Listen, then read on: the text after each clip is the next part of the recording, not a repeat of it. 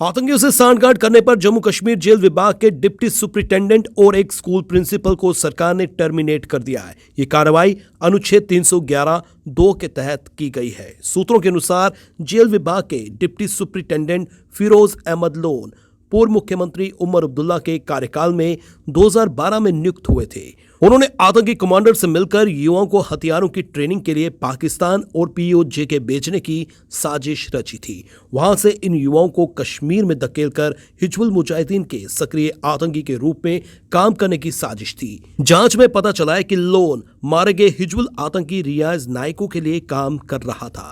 पुलवामा के दानिश गुलाम और अवंतीपोरा के सोहेल अहमद भट्ट की भर्ती के बाद नायकों ने दोनों को जेल में बंद उसके साथी इशाक पल्ला से मिलने के लिए कहा था।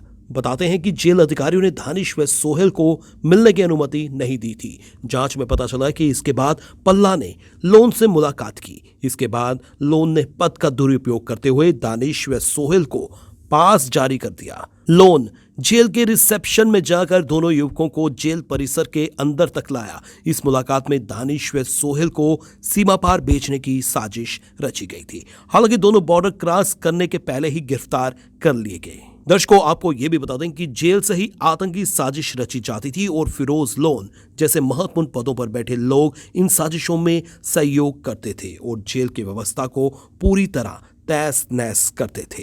इसी तरह government girls higher secondary school Bijbehara में प्रिंसिपल जावेद अहमद शाह 1989 में फारूक अब्दुल्ला के कार्यकाल में लेक्चरर के रूप में नियुक्त हुआ था। बाद में प्रिंसिपल बना। वह हार्डकोर आतंकी समर्थक व हुर्रियत व जमात इस्लामी का कट्टर समर्थक है। वह 2016 में आतंकी बुरहान वानी के मारे जाने के बाद भड़की हिंसा में हुर्रियत व जमात के लिए सलाहकार के तौर पर काम कर रहा था। प्रिंसिपल के तौर पर वह न केवल अपने स्कूल बल्कि आसपास के स्कूलों में हुर्रियत के हड़ताल कैलेंडर को लागू करवाता था। पद का दुरुपयोग करते हुए वह छात्रों को पढ़ने से रोकता था।